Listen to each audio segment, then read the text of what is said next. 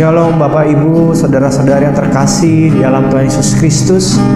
Satu kesempatan yang indah kalau saat ini kita boleh kembali bersama-sama datang ke hadapan Tuhan.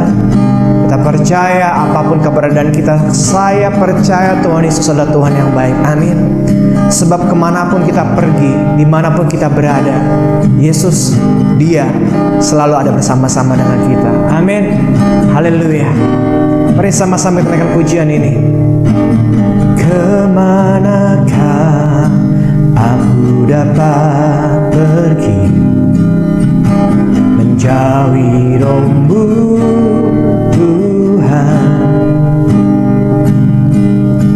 Ku berlari mendaki ke langit, namun Engkau ada di sana.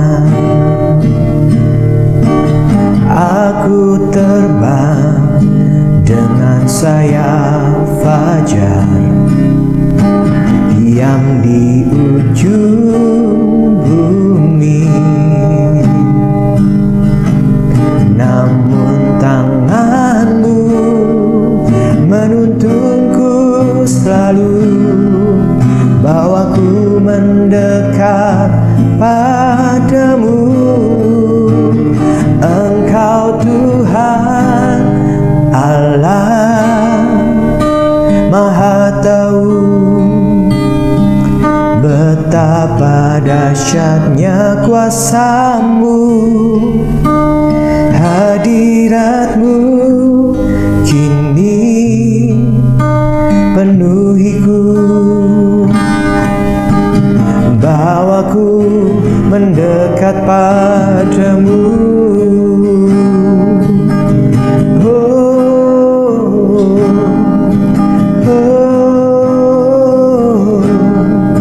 Makasih Tuhan, aku terbang dengan sayap fajar, diam di ujung bumi,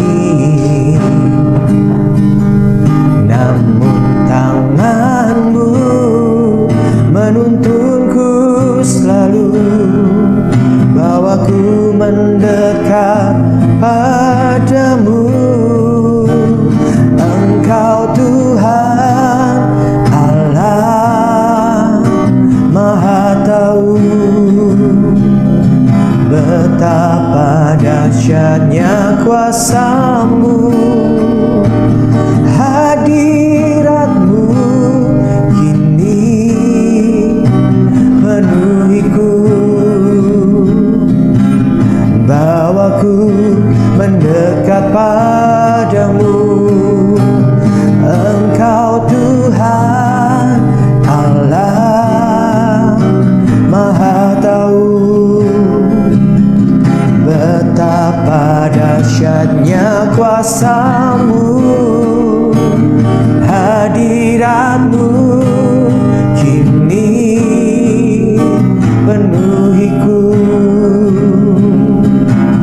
bawaku mendekat padamu. Oh, bawa kami Tuhan mendekat kepadamu Yesus.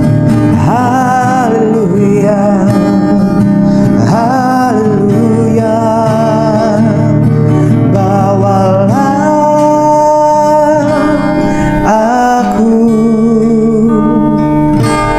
tinggal dalam-Mu,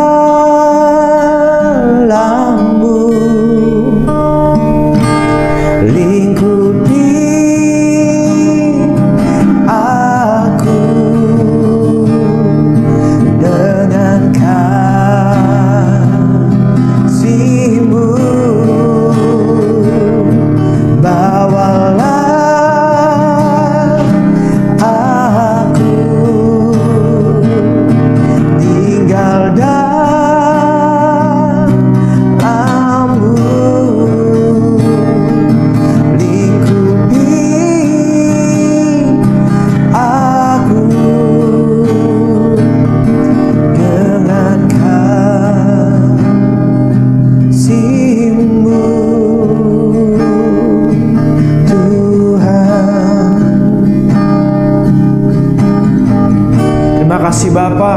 terima kasih Tuhan Yesus. Kami percaya Engkau ada bersama-sama dengan setiap kami Tuhan saat ini. Kami percaya setiap doa kami, setiap seruan kami, Engkau adalah Tuhan yang mendengar.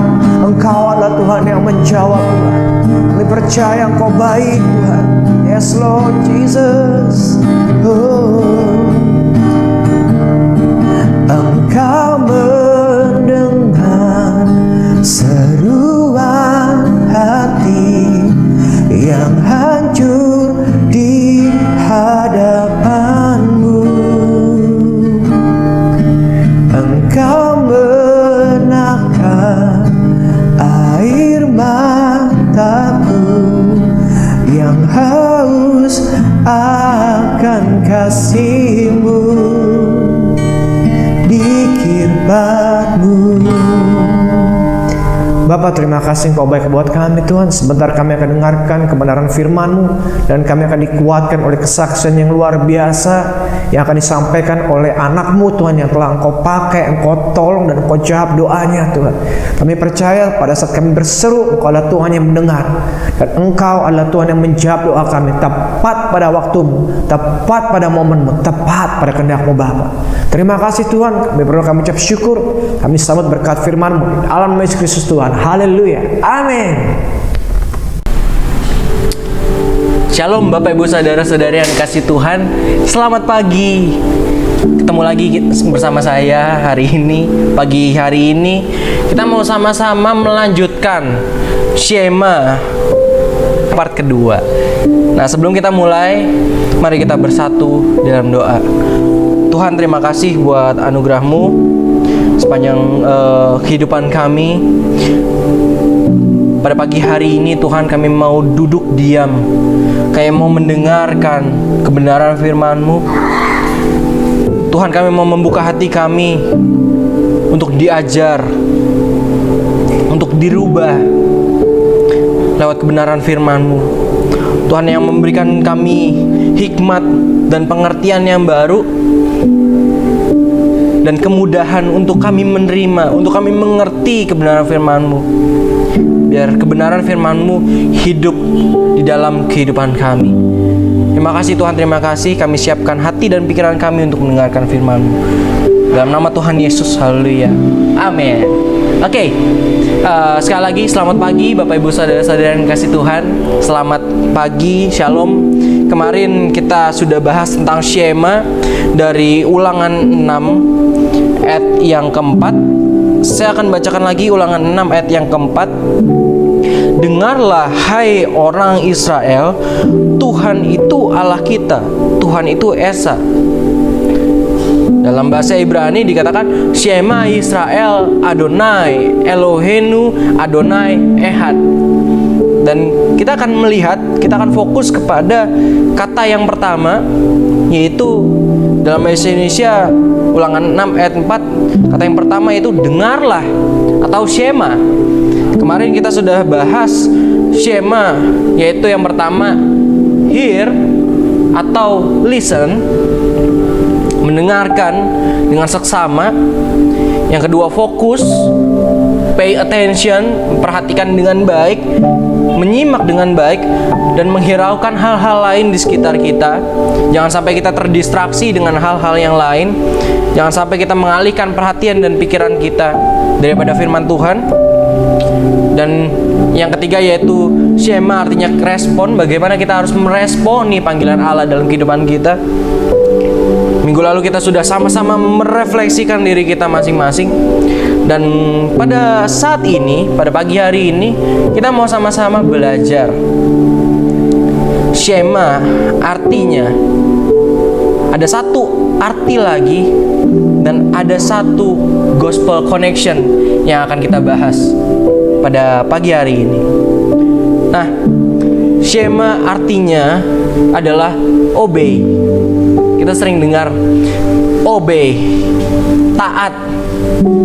Artinya adalah Shema adalah melaksanakan keinginan seseorang yang lebih tahu, lebih baik darimu atau otoritas di atasmu.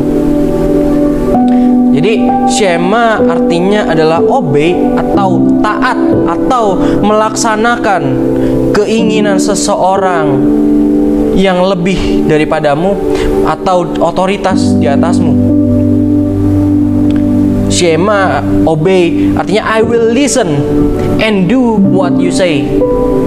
Saya akan mendengar, kemarin sudah kita bahas, mendengar dan juga do, respon, meresponi. Apa yang kamu katakan? Itu adalah shema. Jadi shema berbicara pada hari ini, shema berbicara tentang patuh dan taat.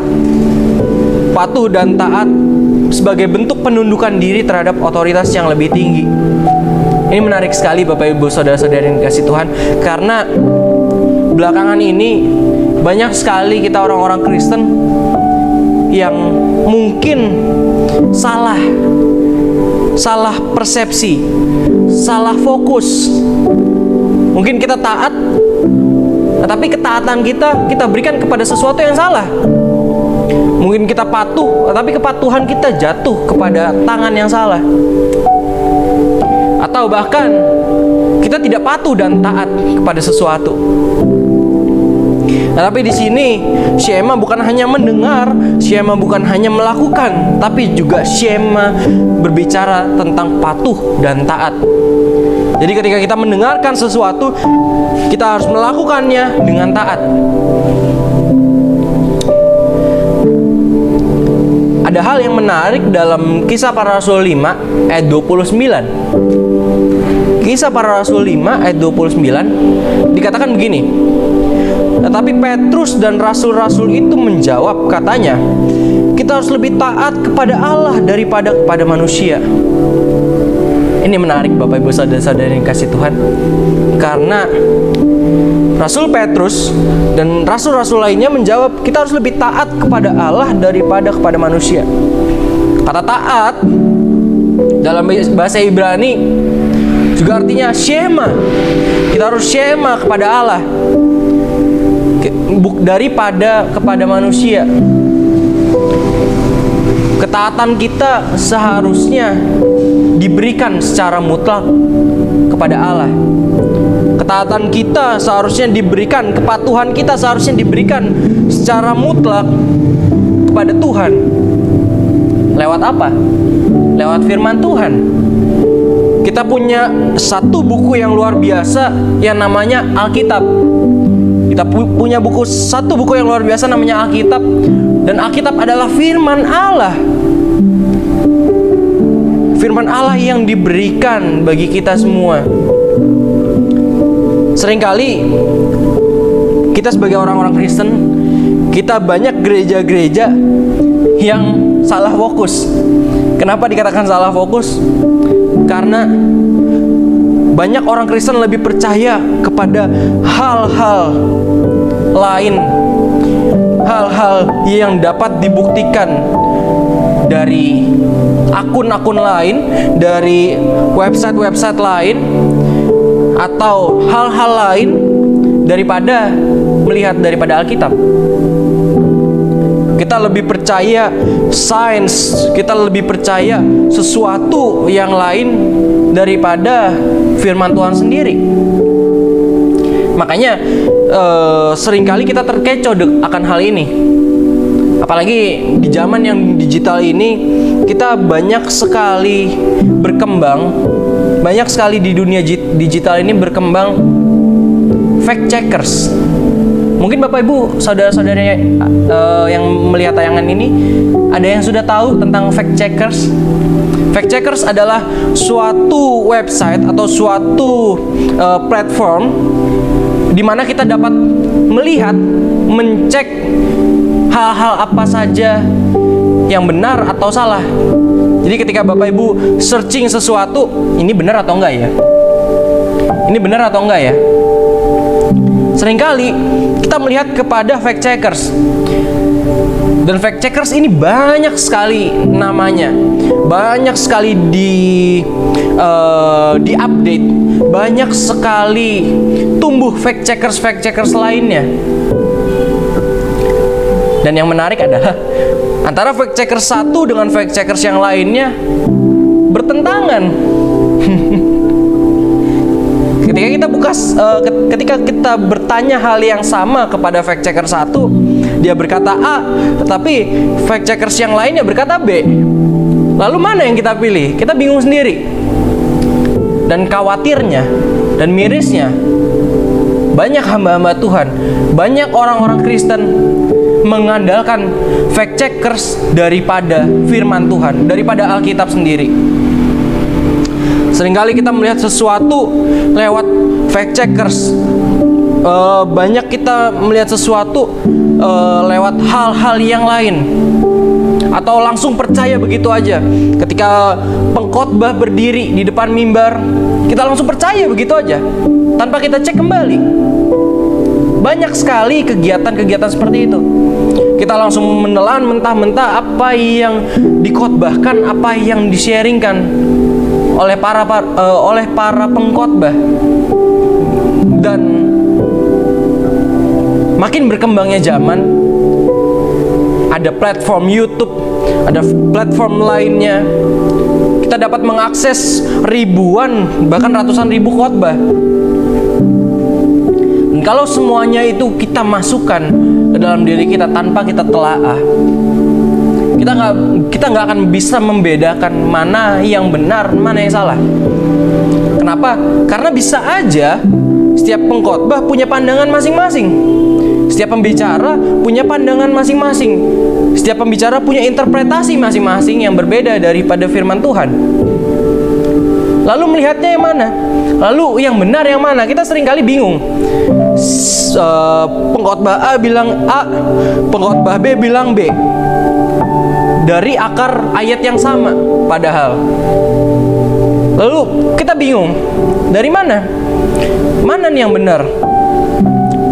Balik lagi, Bapak Ibu Saudara-saudara yang kasih Tuhan, ujilah segala sesuatu. Balik kembali kepada firman Tuhan. Back to the Bible. Ikuti aja apa yang ada dalam firman Tuhan. Karena firman Tuhan gak pernah bisa salah. Tidak akan bisa salah karena itu firman Tuhan. Tuhan gak mungkin bisa salah.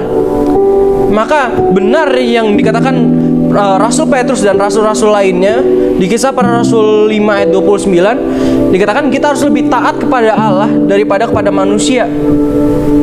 Karena dalam kitab Roma ada ayatnya dikatakan bahwa sesungguhnya Allah adalah benar, tapi semua manusia pembohong. Allah adalah benar, manusia pembohong. Maka sekarang kita mau syema kemana? Kepada siapa kita mau syema? Kepada siapa kita mau memberikan ketaatan kita? Kepada siapa kita mau menundukkan diri kita? Dalam bahasa Inggris, saya mengutip dari Amplified Bible, Kisah Para Rasul 5 ayat 29, versi bahasa Inggris dikatakan, "Then Peter and the apostles replied, we must obey God rather than man." Ada tanda kurung di sini. Dikatakan, we have no other choice. Kita tidak punya pilihan lain. Wow, ketika saya berpikir, ketika saya melihat konteks ini, dikatakan we have no other choice. Kita nggak punya pilihan lain. Apakah kondisi para rasul sedang menyesali, sedang merasa terhimpit? Oh, kita nggak punya pilihan lain. Kita nggak punya pilihan lain. Ya udahlah, kita pilih Tuhan aja lah. Kita nggak punya pilihan lain. Yang sini nggak bisa bela kita, yang sini nggak bisa bela kita. Udahlah, kita pilih Tuhan aja, jalan terakhir. Apakah seperti itu, Bapak Ibu Saudara-saudara yang kasih Tuhan? We have no other choice. Seringkali ini yang terjadi dalam kehidupan kita, benar nggak? Ketika kita menghadapi suatu masalah, ketika kita menghadapi suatu pergumulan, ketika kita merasa di depan ada masalah, di depan ada tembok masalah yang menghalangi kehidupan kita, lalu kita panik, lalu kita bingung mau kemana. Cari solusi kanan, cari solusi kiri, lihat ke belakang, lihat ke samping, kemanapun. berusaha untuk mencari-cari solusi. Lalu biasanya nih, orang Kristen gini nih. Biasanya kalau udah nggak ketemu jawaban, lalu no other choice-nya adalah berdoa kepada Tuhan. Ya udahlah, nggak ada jawaban lain. Ke kiri mentok, ke kanan mentok, ke belakang mentok, ke depan udah masalah nih, makin dekat sama kita. Kita nggak ada pilihan lain deh, udah doa aja sama Tuhan. Ini miris sekali Bapak Ibu Saudara-saudara yang kasih Tuhan. Kekristenan hari-hari ini banyak yang memiliki pandangan seperti ini. Kepercayaan kita, kepercayaan yang salah. Kita memiliki pandangan bahwa Allah, Tuhan, itu pilihan terakhir. Ketika nggak ada lagi pilihan, maka kita memilih Allah. Itu adalah suatu pandangan yang sangat-sangat salah. Kita berkata, kita menyembah Tuhan, kita angkat tangan, kita berkata bahwa saya cinta Engkau Tuhan Yesus, saya mengasihi Engkau Tuhan Yesus, saya percaya kepadamu Tuhan. Tapi seringkali nyatanya kepercayaan kita kepada Tuhan ditaruh di paling ujung, ditaruh di paling akhir dalam kehidupan kita. Di saat kita no other choice lagi. Padahal di sini, bila kita lihat konteksnya, Rasul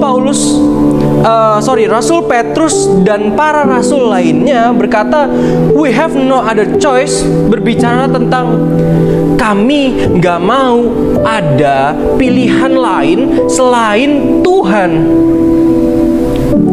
Mereka punya banyak pilihan, mereka punya banyak cara sebenarnya.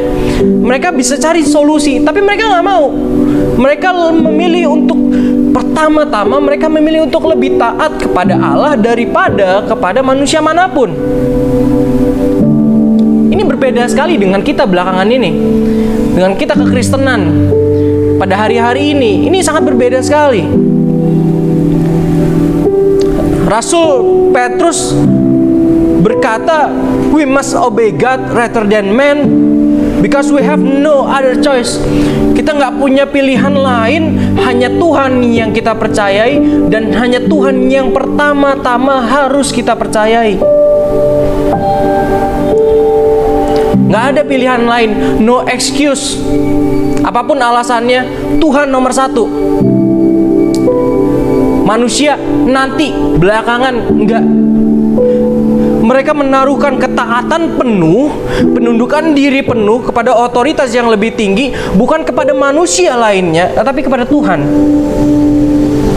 Seringkali kita menaruh kepercayaan kita menaruh ketaatan kita penuh dan mutlak kepada manusia.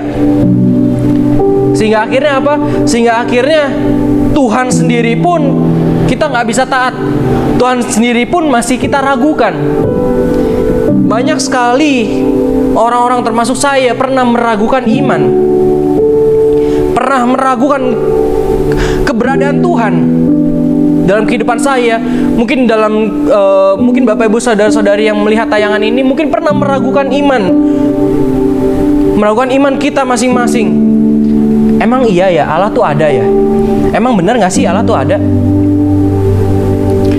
Tanpa sadar kita egois, kita selfish, kita hanya terfokus kepada diri kita sendiri.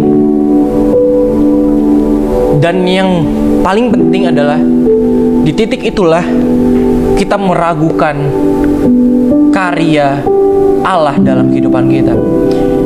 Kita tidak taat kepada Allah. Ketidaktaatan kita membawa kita ke dalam dosa. Adam dan Hawa, ketika mereka tidak taat kepada Tuhan, ketika mereka tidak taat kepada Allah, mereka jatuh ke dalam dosa. Begitupun kita, ketika kita mulai meragukan Allah, maka kita memilih untuk taat kepada manusia. Dan hati manusia belum tentu semuanya benar. Dan hati manusia belum tentu semuanya terfokus kepada Tuhan. Banyak yang mengambil kesimpulan sendiri, banyak yang mengambil jalan sendiri, banyak yang mengambil kesempatan dalam kesempitan. Mungkin kita merasa down, ada yang tiba-tiba datang nolong, kelihatannya baik. Tapi banyak juga tuh yang ketika kita jatuh, kelihatannya mau nolong, tapi ternyata memakai kesempatan dalam kesempitan. Cari akal, ternyata mau menipu kita. Dan lucunya adalah kita malah kecewa sama Tuhan. Tuhan kok ngasih pertolongan begini sih? Padahal kamu sedang taat, kamu sedang memberikan pendudukan dirimu kepada orang lain, bukan kepada Tuhan. Kamu memilih Tuhan sebagai pilihan terakhir, the last choice. Baru deh ke Tuhan. Tapi kita mau sama-sama belajar. Kita harus obey God rather than man. Kita harus taat kepada Allah daripada kepada manusia. Dan ketaatan kepada Allah harus kita lakukan yang paling pertama. Yang paling pertama. Nah, sebagai penutup saya akan memberikan Gospel Connection of Shema. Mungkin Bapak Ibu Saudara-saudari yang kasih Tuhan baru mendengarkan hari ini Gospel Connection. Apa itu Gospel Connection? Artinya adalah koneksi Injil. Apakah ada koneksi Injil? Hubungan Injil di dalam kata Shema ini? Tentu ada. Dalam Roma 5 ayat yang ke-19, dalam kita buka Roma 5 ayat yang ke-19,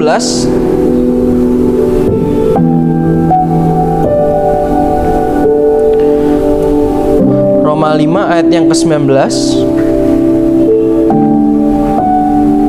dikatakan, jadi sama seperti oleh ketidaktaatan satu orang, semua orang telah menjadi orang berdosa. Demikian pula oleh ketaatan satu orang, semua orang menjadi benar. Maksudnya apa? Apa yang dimaksud dengan oleh ketidaktaatan satu orang, semua orang telah menjadi orang berdosa? Demikian pula oleh ketaatan satu orang, semua orang menjadi orang benar. Maksudnya apa? Dalam Roma 5 ayat ke-19, terutama dari ayat 12, Rasul Paulus sedang menuliskan ada dua Adam yang berbeda. The first Adam yang pertama jatuh dalam dosa. Saya akan bacakan Roma 5 ayat yang ke-19 dalam versi terjemahan sederhana Indonesia. Dikatakan, artinya oleh karena perbuatan satu orang yang tidak taat kepada Allah, yaitu Adam yang pertama di dalam Kejadian 3, dikatakan maka semua orang menjadi berdosa. Tetapi akibat dari satu orang yang lain, yaitu Yesus yang taat kepada Allah, semua orang diberi kesempatan untuk dibenarkan di hadapan Allah. Jadi ketika Adam yang pertama gagal untuk taat, gagal untuk shema kepada Tuhan, maka Adam yang kedua turun dari sorga menjadi manusia dan sepenuhnya taat, menggenapi seluruh hukum Taurat dan taat sampai mati di kayu salib. Dan itu menunjukkan ketaatan penuh kepada kehendak Bapa. Dan itu namanya Yesus. Mungkin sebentar lagi kita akan memperingati Natal, kelahiran Yesus, lahirnya juru selamat ke dalam dunia. Itulah sumber pengharapan kita. Adam yang pertama gagal, tetapi Adam yang kedua muncul dan sudah menggenapi kehidupannya, hidup yang penuh dengan ketaatan kepada Allah, bahkan sampai mati di kayu salib untuk menebus dosa saya dan dosa saudara. Jadi gospel atau Injil itu bukan berbicara tentang kita. Injil bukan berbicara apa yang perlu kita lakukan sebagai orang Kristen. Injil bukan kiat-kiat khusus bagaimana kita menjadi Kristen yang benar. Tetapi esensi daripada Injil adalah apa yang sudah Yesus kerjakan dalam kehidupan kita. Apa yang sudah Yesus kerjakan di kayu salib, yaitu menebus dosa kita, memberikan keselamatan bagi kita. Dan itu adalah ketaatan penuh, ketaatan mutlak kepada firman, kepada Bapa di sorga. Dan itu adalah syema yang Yesus lakukan. Amin Bapak Ibu Saudara-saudara yang kasih Tuhan. Yohanes 6 ayat 38 dikatakan, sebab aku telah turun dari sorga bukan untuk melakukan kehendakku, tetapi untuk melakukan kehendak Dia yang telah mengutus aku. Yesus datang bukan untuk melakukan kehendaknya, tetapi untuk melakukan kehendak Dia yang telah mengutus aku. Dia yang telah mengutus Yesus turun ke dalam dunia menjadi jalan pendamaian, jalan keselamatan. Yesus sedang melakukan kehendak Bapa. Dia membawa misi keselamatan bagi dunia ini, bagi kita semua. Ini adalah syema. Ini adalah ketaatan yang Yesus berikan bagi rencana Bapa. Saya catat di sini, penundukan diri yang sempurna telah dinyatakan dalam Yesus ketika Ia menyerahkan nyawanya di kayu salib sebagai bentuk ketaatan yang konsisten kepada kehendak Bapa. Yohanes 19 ayat 30 dikatakan, sesudah Yesus minum anggur asam itu, berkatalah Ia, sudah selesai. Lalu Ia menundukkan kepalanya dan menyerahkan nyawanya. Yesus taat sampai mati di kayu salib. Bahkan Ia mengecap anggur asam. Dan Ia berkata, sudah selesai. Ia menyelesaikan sampai garis akhir kesempurnaan ketaatan ditunjukkan oleh Yesus. Maka sekarang hubungannya apa? Sekarang ketika kita berada di dalam Yesus, kita dapat taat. Kita dapat taat kepada firman Tuhan. Ketika kebenaran Kristus diberikan kepada kita, ketika salib kita menyadari bahwa karya salib Kristus ada di dalam kita, kita punya kebenaran dan ketaatan yang sama, yang memampukan kita untuk taat kepada kehendak Bapa, untuk taat kepada firman Tuhan.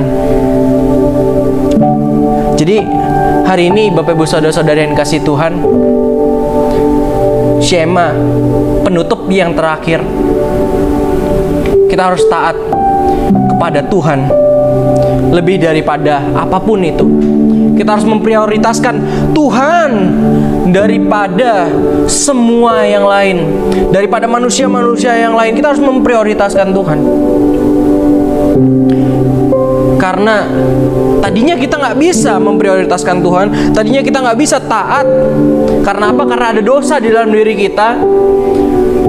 Tetapi sekarang Yesus datang, bahkan Ia telah mati di kayu salib, memberikan ketaatan yang konsisten. Supaya apa? Supaya ketika kebenaran Kristus masuk ke dalam diri kita, kita juga punya ketaatan untuk melakukan setiap firman Tuhan, untuk melakukan kehidupan yang berkenan di hadapan Tuhan. Kita dapat menjadi serupa dan segambar.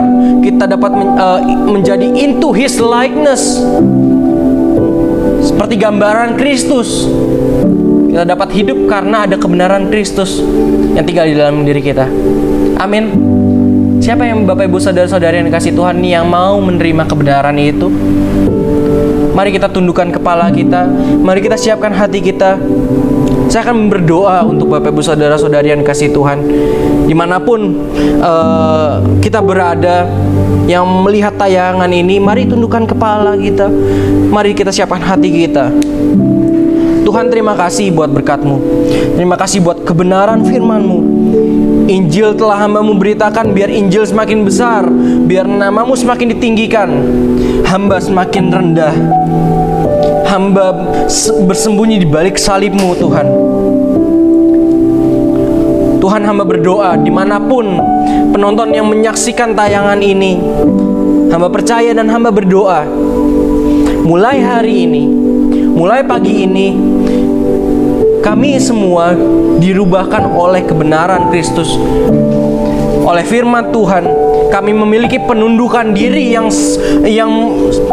mungkin tidak sempurna, tetapi Tuhan terus memproses kami untuk terus semakin sempurna, untuk terus belajar, sampai nanti akhirnya kami bertemu muka dengan Engkau. Kami menjadi sempurna, kami menjadi taat.